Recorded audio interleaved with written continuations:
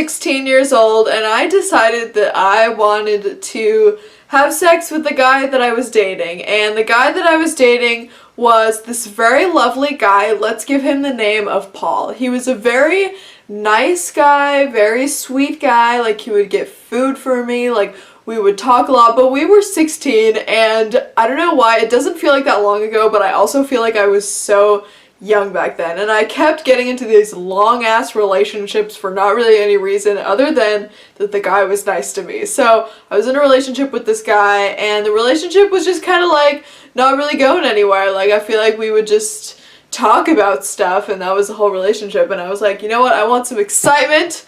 I want to lose my virginity to this guy because he seems really nice and really cool. And I don't know if I was ready to lose my virginity. I like kind of was, but not really was ready. So to any of you guys who are thinking about losing your virginity or having sex for the first time, just make sure that you're ready to do it because it is just a thing that happens. I mean, it's not like a huge important thing that's going to dictate the rest of your life, but it is something that happens and you don't want to do it if you're not ready for it. So I was like, you know what, we are going to do it, and he was like, where are we going to do it? You know, we're both 16, we both live with our parents, like, what are we going to do? And I had this brilliant idea that we were going to do it in my house when my family wasn't home. And at the time, my parents were together, so I lived with my dad, my mom, and my brother. So I somehow had to get the house without all of them in it. And I had this very wonderful idea that while my parents were working and while my brother was at school,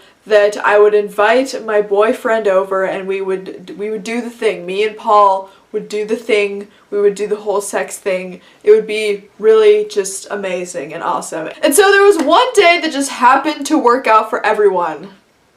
Or so I thought. Where my dad was going to be at work all day, my mom was going to be at work all day, my brother was doing some band thing or whatever, I'm not completely sure what he was doing, but my family was going to be gone all day, so I thought. I was like, you know what, Paul, come over today, like, today's the day that I want to lose my virginity, I want to do it, like, let's get this done, like, let's do this, sounds really just lit, let's just do this. So even though both my parents were at work, my mom worked at a jewelry store and she had a lunch break between 4 and 5, that was for an hour long, and she usually wouldn't come home during that break, but she had enough time where she could if she wanted to, and sometimes she did, and I was really counting on the fact that usually she did not, and this will come into play later in the story.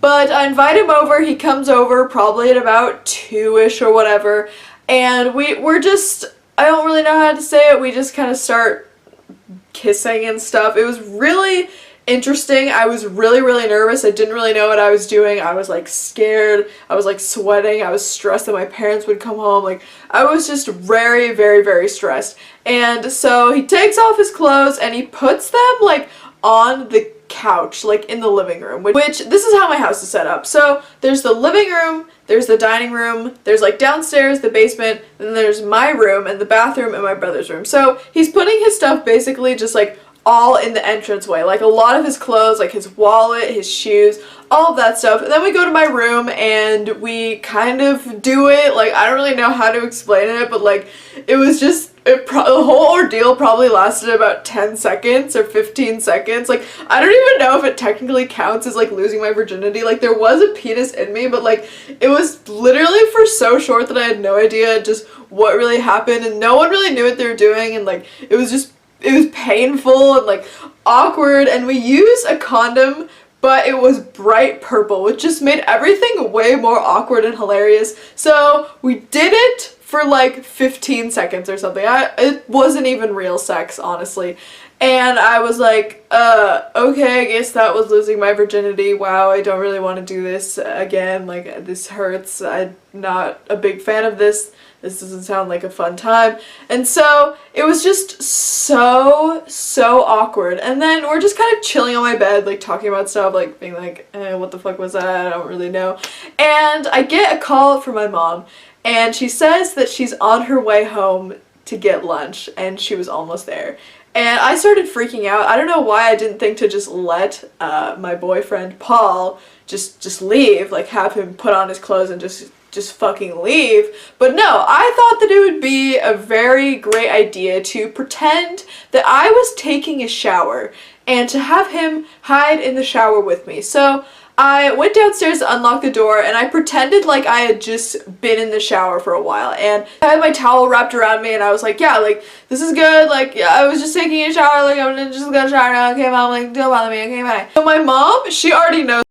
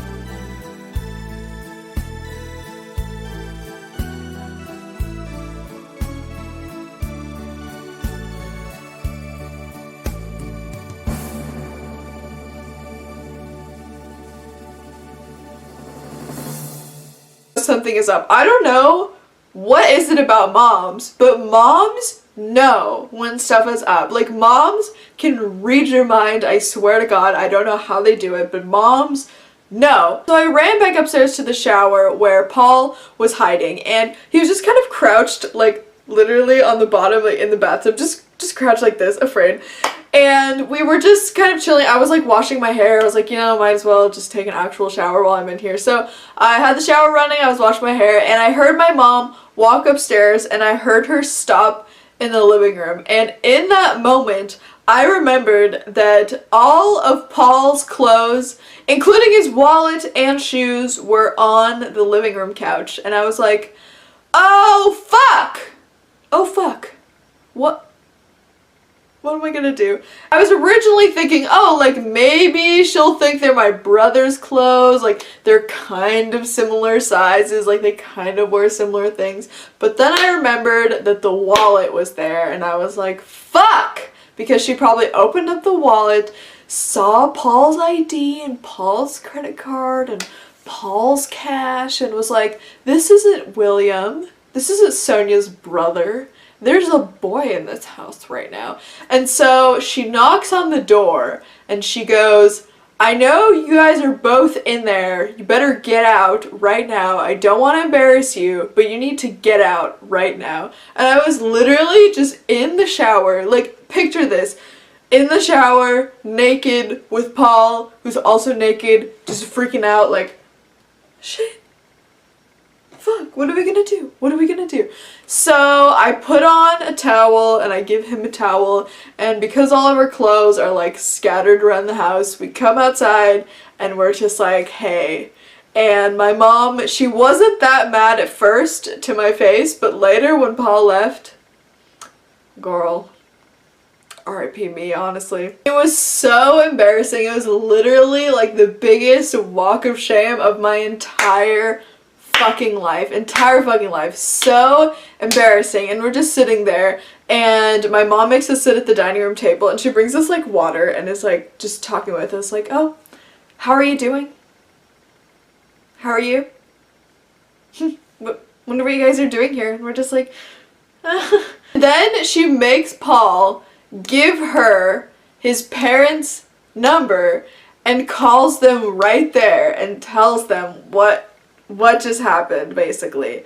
And we're both just like, I was about to cry, I was kind of like just really upset, and then she just randomly drives us to a Starbucks and drops us off and is like, have fun here.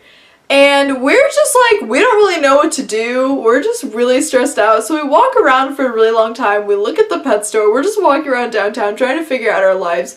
And I was like, you know what? I should probably go home. So he walks me home because it wasn't that far to the coffee shop. And my mom just asks me the most awkward, like, scary questions of your entire life. Imagine someone just asking, like, the most invasive questions of your entire life for, like, 2 hours. She asked me, and I was just sitting there answering them like, I want to die, I want to die, I want to die, I want to die, I want to die, I want to die, I want to die, I want to die, I want to die, I want to die, I want to die, I want to die. So after that, I wasn't really ever allowed to have boys over ever again, and my parents, it took them like many years to trust me again, and I never did any shit like that again. And I realized that, you know, boys are just not worth it, not risking your...